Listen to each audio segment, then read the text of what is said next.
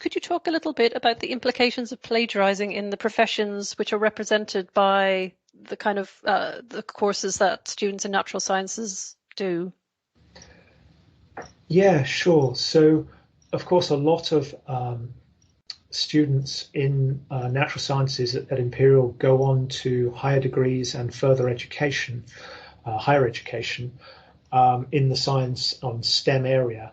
And of course, professional scientists, academic scientists, we absolutely depend on the integrity of our colleagues. And indeed, as an academic researcher myself, my reputation, of course, stands on the validity of all of the research which we publish, and that we cite correctly those whose work influenced us and is close in area to what we are publishing.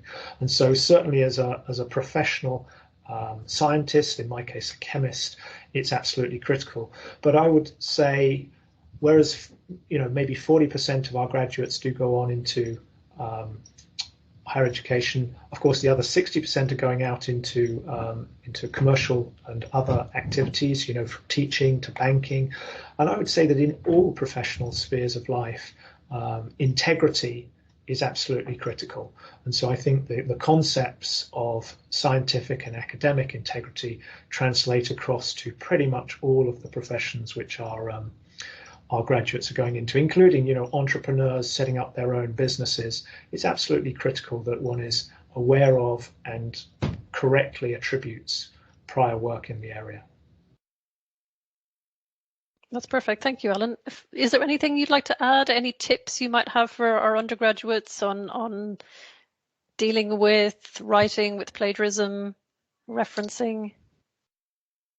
Yeah, I think one of the things that I always say to students who ask me about this is, when you're researching a topic for a report or a review, you want to gather your information from as wide a possible selection of sources. And what I would recommend is that you watch your videos, you look at clips, you do Wikipedia, you look at scientific academic articles, and you take meticulous notes of the sort of concepts that you're picking up and where those are coming from. But at this point, you don't start writing your actual document. Then you put those aside, the original sources that is, and then you start writing, you gather your thoughts, you construct your manuscript, and you start writing based on your own notes, not on the original sources. Having done that, you can be absolutely sure that nothing you write will have been copy-pasted or in any way plagiarized directly from another source.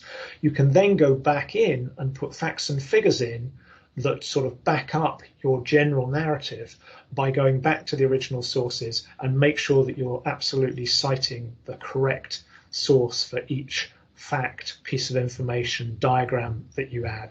And that way you will end up with a final piece of work which is clearly your own work. It's written in your own style, and yet you have verified its sort of correctness from a variety of sources, which will be correctly referenced in the bibliography.